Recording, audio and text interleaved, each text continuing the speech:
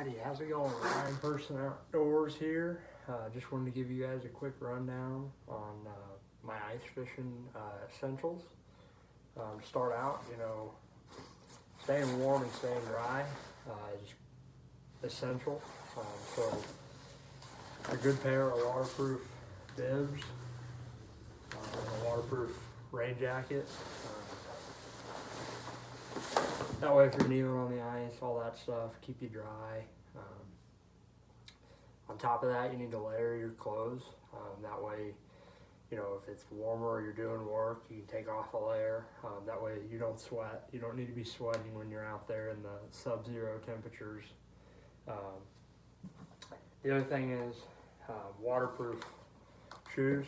I just go with my muck boots, what I'd wear if I was trouncing around in the summertime in a marsh. Wear wool socks. Those aren't insulated. I have one pair of waterproof boots for all year, so insulated socks. Get into your face and neck. This is a neck gaiter, just a fleece one. Definitely pretty essential for staying warm. Another thing would be your hat, stocking cap. And then when you're drilling holes, I like to have a pair of fencing gloves, some bailing gloves. That way you got a little bit more protection. You can wear these big bulky ones for doing that hard work, touching that cold metal. And then I switch over to some wool fingerless gloves once I start fishing, and that's kind of what I ride with all day, unless it's just extremely cold and you're not able to be in a shack or extremely windy. You can always put one of these on and then put a fingerless glove on the other hand and put your hand in your pocket while you're sitting there jigging. So the hand that's out is completely covered. Continuing on with clothing, ice cleats. Put these on the bottom of your boots. Prevents you from slipping and falling on the ice. If you're on 3-4 inches ice, you fall down on it, you might go through in a soft spot. So cheap investment, keep you from breaking your tailbone, keep you from going through. The other thing that I don't go anywhere without is ice picks. These just hang around your neck. You fall through, pull them out, stick them in the ice, crawl yourself out, because you're kind of by yourself out there. You can't really have a bunch of people come over to try and help you in a soft spot, because they'll just go through as well. So having these is a big deal. The other thing, safety-wise, if you do fall through, so I just keep this in my sled. It's just a standard foam life vest, like $10 at Walmart. Just keep that in there if you have to throw it to one of your friends. Give them something they can float their body weight on and get out onto the ice and lay down, crawl out of there. Just having those kind of things, you don't want the worst to happen. You're just trying to go fishing. Moving into how we're gonna attack water. This kind of plays into safety. This is a Spud bar. Walk around. They say one strike equals 1 inch of ice. So you're just hitting the same place. If you hit it 4 or 5 times in the same spot, you're probably good. But after you've done that and established that you can stand on the ice, this is a Eskimo hand auger bit, just attached to a Milwaukee impact gun, or not impact gun, 1/2 inch hammer drill. Really good for ripping holes. We've done hand augers the past few years. This is the way to go if you're trying to drill a bunch of holes. If you're just private pond fishing, hand auger can get the job done. But if you're trying to locate fish, having that power auger really helps you cover some water. Obviously carry extra batteries, all that stuff with you. The other thing for drilling holes, this is an ice scoop, a true ice scoop. Costs you, depending on the brand, $15 to $40. tend to not specialize in a lot of things, so kitchen spoon will get the job done. Don't overcomplicate things. Don't go out of your budget just to catch some fish. You know, keep that in mind. Keep yourself afloat. Other thing, early in the morning, late at night, it's always good to have a headlamp. I don't go anywhere without my headlamp. Whether I'm hunting or fishing or whatever, you never know when you're going to stay out there later than you plan to and be out there past dark. The other thing I just got this year is I got this Garmin Striker 4 with the chirp transducer.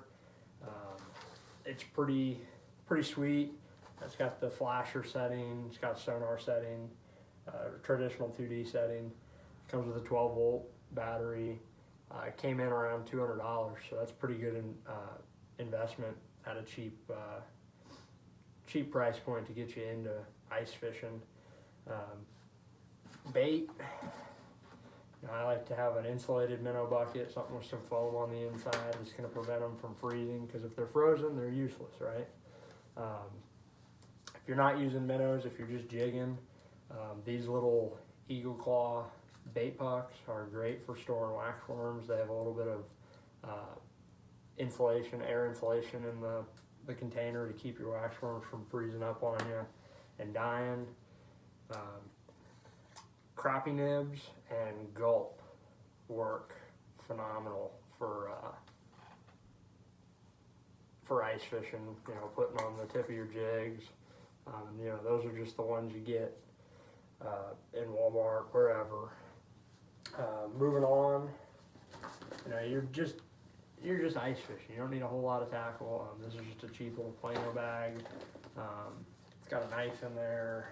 It's got 3 or 4 boxes in there with some jigs and some bobbers. I keep a lantern in there if I'm out there past dark, trying to tie knots. A few plastics. I'm not real big into plastics quite yet. I don't fish enough. I don't ice fish enough to justify limiting my fish catches by switching over to artificial. You know, they say you can catch more fish on one bait, but a fish just doesn't turn down a waxworm or a little chunk of night crawler on an ice jig. Another thing to have with you would be a bucket. You know, that's how I store my rods. It also can double as another seat for somebody if you bring somebody along. I like to keep a few jigging rods with me, just with little tungsten jigs or little spoons. And then, like I said, for minnows, I love minnow fishing, so I always have bobber rods rigged up for that. Talking about a seat, this is just a cheap little dove or turkey stool you can get from Walmart. It makes some funny noise when you sit on it, but you know, it's perfect for sitting here, you know, comfortably, not sitting on a hard, cold bucket. You got some fabric on your butt. But that's really it, guys. You know, the other thing is your sled. This is just a concrete mixing tub. I'll make a video later on what kind of materials went into this and how to make it and all that stuff. But just a sled to, you know, tote your gear around. There's a rope on it. You can drag it behind you. Makes things a lot easier in terms of keeping your gear together. You're not chasing things across the ice if the wind's blowing. So yeah, that's pretty much all that goes into my my ice fishing setup. You know, we're here in Missouri, Northwest Missouri. We don't get crazy ice seasons. You know, the most I've ever had living up here, we've had maybe 4 or 5 weeks of consistent ice fishing.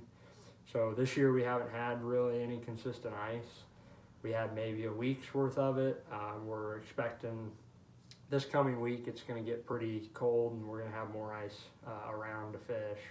So that should be good, but I would guess we'll probably only get 2 weeks of fishing in out on the ice this year. So always check your ice conditions. Don't ever take somebody's word for it.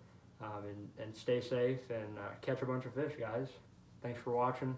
Ryan Person Outdoors. I'll talk to you next time.